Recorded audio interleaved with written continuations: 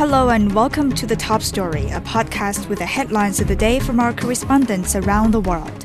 I'm Do Hongyu. Coming up in this edition, Israel and Hamas have blamed each other for delays in reaching a Gaza ceasefire agreement, despite reported progress in the past days. Azerbaijan is mourning for the 38 victims killed in a plane crash in Kazakhstan. The UN High Commissioner for Refugees is calling for more international support to deal with the crisis in Sudan after reporting a mass exodus of civilians fleeing the escalating violence. We begin in the Middle East. Israel and Hamas have blamed each other for delays in reaching a Gaza ceasefire agreement, though the two sides have reported progress in recent days. Hamas accused Israel of setting new conditions concerning issues including a withdrawal from Gaza, a prisoner hostage exchange, and the return of displaced Palestinians. Israeli Prime Minister Benjamin Netanyahu's office denied the accusations. It said Hamas backtracked on understandings already reached and was hindering the negotiations. Israeli Defense Minister Israel Katz says Israel will retain security control of the Strip, including setting more buffer zones and controlling posts. Israel says it wants to end Hamas' rule of the enclave before any end to the conflict. Its forces have kept up strikes across Gaza. Families of Israeli hostages have gathered in Tel Aviv to pressure the government.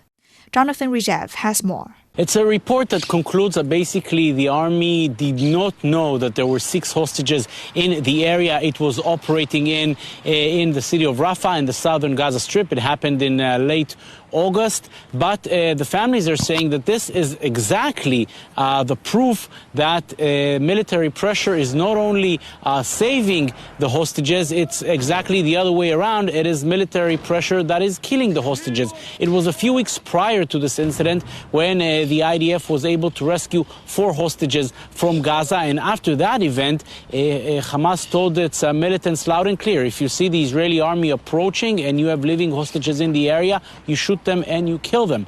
And that is exactly what happened in this case. Hamas was aware that the army was approaching the area, and it shot these 6 hostages from very short range, killing them. And when the army reached that specific tunnel about a day later, the 6 bodies were found. These are 6 people that could have been saved, perhaps through negotiations, perhaps through some other kind of activity, but it is the military pressure, which families are claiming is what killed them. And it was probably the first time during this year in which we saw a major outrage due to the military operation, because it was clear that these are 6 people that could have been saved, should have been saved, and they were not. The army concluded that they acted there in the area, but did not know that these 6 hostages were held in that area. And this, of course, will put even more pressure on the government,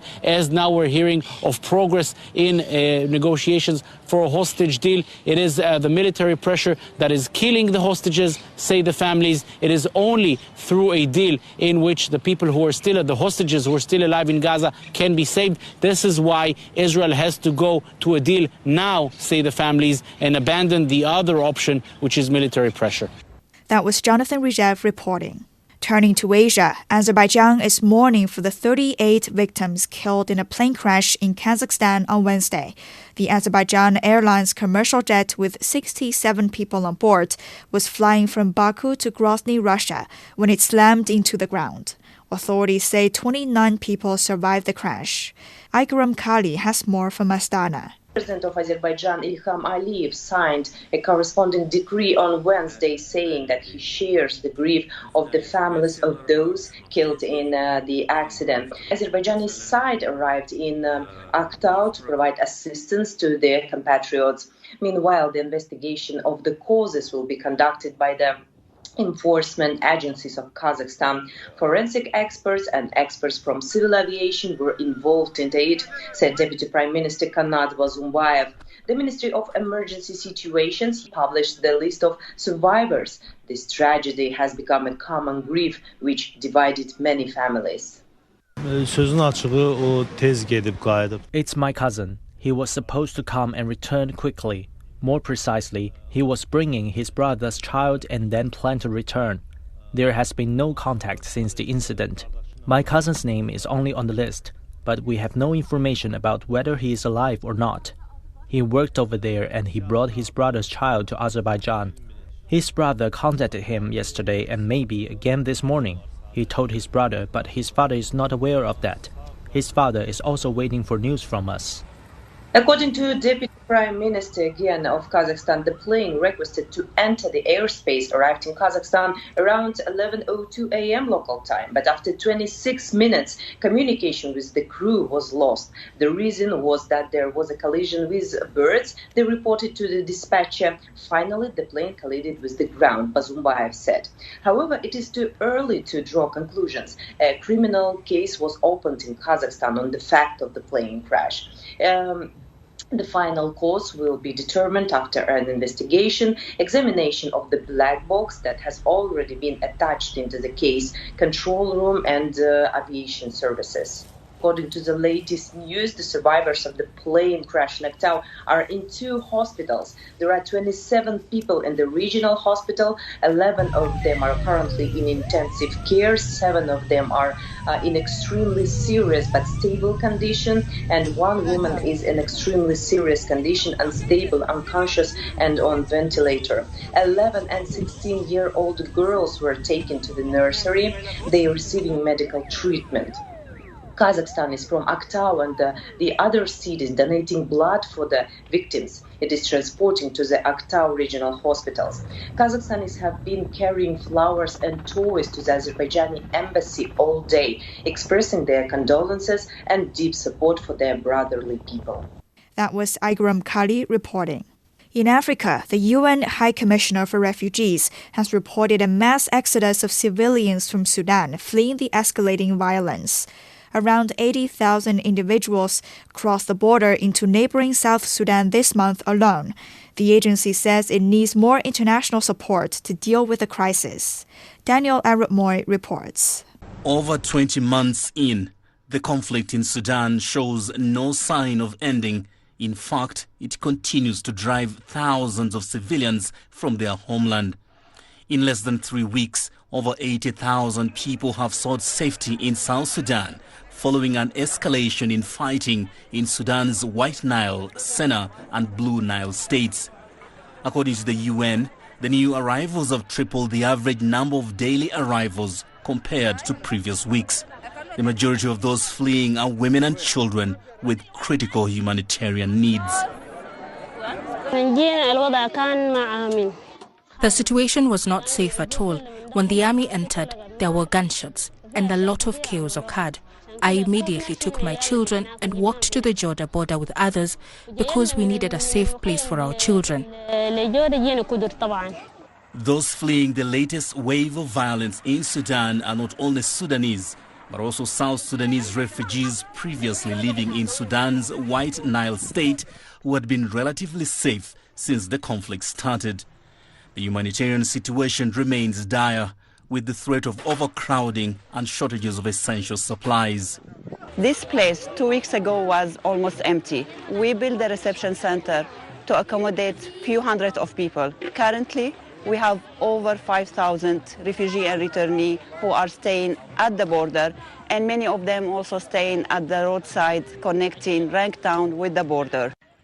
The UNHCR has called for increased international assistance and cooperation to address the urgent needs of both the refugees and the host communities in South Sudan.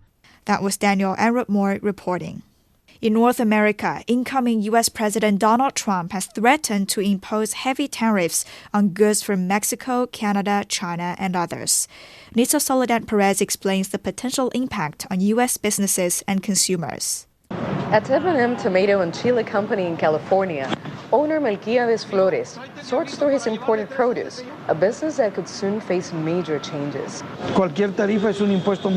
Any tariff is an added tax that impacts all of us, including those who buy a pound, 2 pounds, or 1,000 or 10,000 pounds. It will always impact us because whatever they charge us, we'll pass it on to the consumer. Produce of Mexico is marked on nearly all boxes of tomatoes and chilies arriving at his warehouse, destined for homes, hotels, and restaurants across the state. President-elect Donald Trump announced last month that his administration would impose a 25% tax on imports from Canada and Mexico, along with additional tariffs on Chinese goods. While these measures aim to address immigration and security issues, economists warn that American consumers will ultimately bear the costs. It's not just about trade.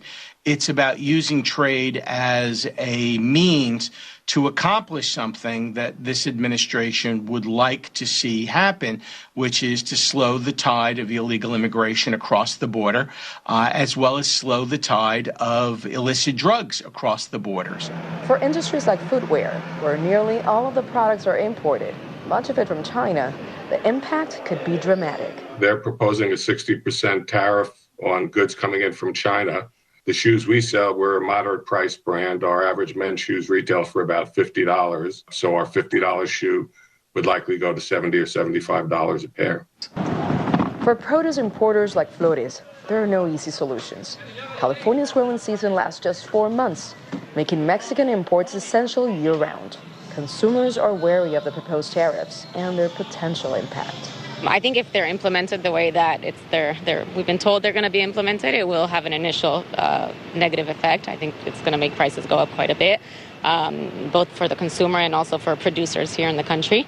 The idea is that long term this should work out, but I do think it's going to cause a lot of difficulties in the short term.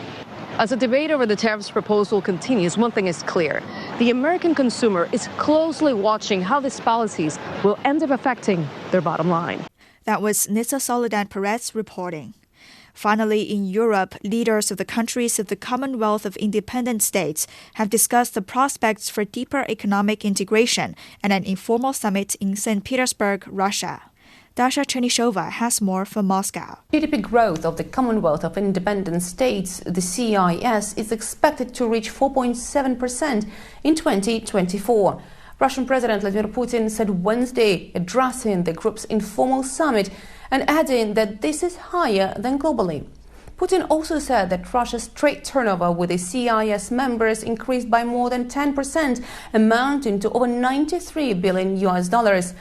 CIS macroeconomic indicators, according to Putin, are also doing better, with industrial production growing by 4.3%, the volume of cargo transportation by 7.4%, and retail turnover by 7.7%.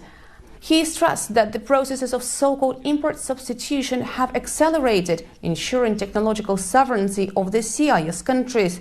In his opening remarks, Putin also expressed confidence that the Commonwealth will continue to work on socio-economic development, strengthening stability and security. The Russian leader personally invited CIS leaders to the celebrations of the 80th anniversary of the victory in Moscow in 2025.